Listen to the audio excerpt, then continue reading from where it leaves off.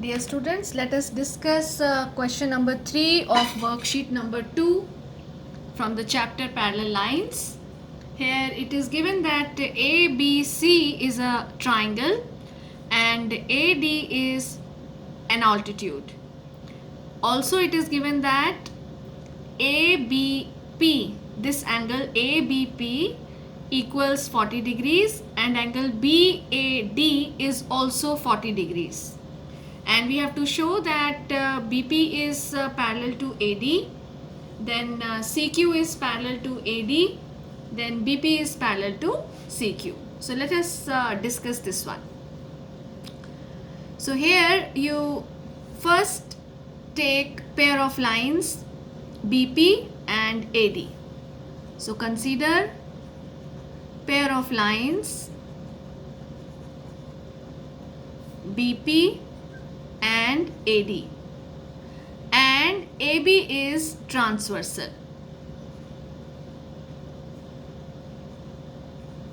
So as you can see here that angle PBA is 40 degrees and angle BAD is also 40 degrees. So both are equal.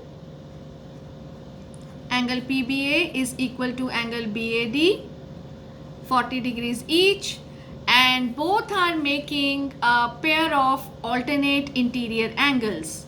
So alternate interior angles are equal.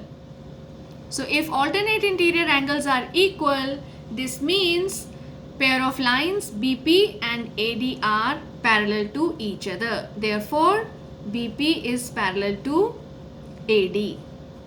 Now, consider the second one. So, second pair of line is CQ and AD. So, consider CQ and AD. Now, you tell me if you consider CQ and AD, here CD will be the transversal. CD is transversal. Here in this question it is given that AD is altitude. So if AD is altitude, that means angle ADC will be equal to 90 degrees. You know that altitude is drawn from the vertex and is perpendicular to the opposite side. So this angle ADC will be equal to 90 degrees. So I am writing here, consider CQ and the other line is CD. This is consider CQ and AD, and CD is transversal. Angle ADC is 90 degrees because AD is altitude. Also it is given that angle QCD is 90 degrees. Now observe carefully that angle ADC is equal to angle QCD. It is again making a pair of alternate interior angles.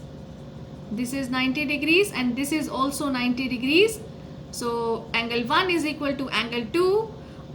It is a pair of alternate interior angles, and we know that when alternate interior angles are equal, so lines are parallel. So angle ADC is equal to angle QCD, alternate interior angles. Therefore, AD is parallel to CQ. Now, for doing the third part, that is BP parallel to CQ, we will be using the first and the second part. Now, can you recall one result which we discussed in the last class? Yes, it is related to parallel lines, which are parallel to a given line. Yes, you are right.